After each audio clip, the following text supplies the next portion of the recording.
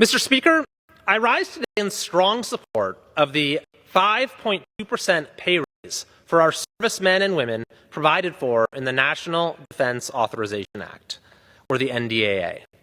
Americans have been left struggling under the weight of runaway inflation and ever-increasing cost of living, perhaps none more so than those who are in uniform.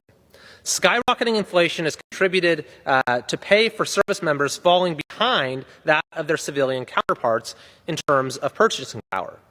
The much-needed pay increase that we are providing with this legislation, which is the largest in 22 years, will ensure that compensation for military service is at least commensurate with the rise in civilian wages. In concrete terms, this means more income to cover housing, food, providing for family, and other basic necessities that, frankly, those in uniform serving our country shouldn't have to lose sleep over.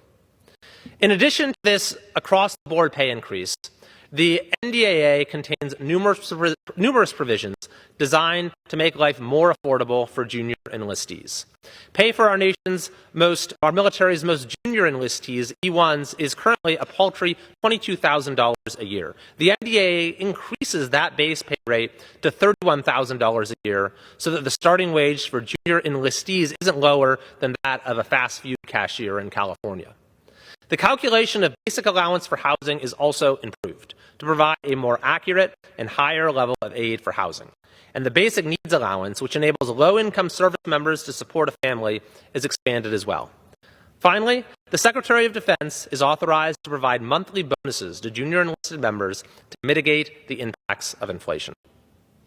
Mr. Speaker, we owe members of our military a debt that can never be repaid for their service and sacrifice to our country.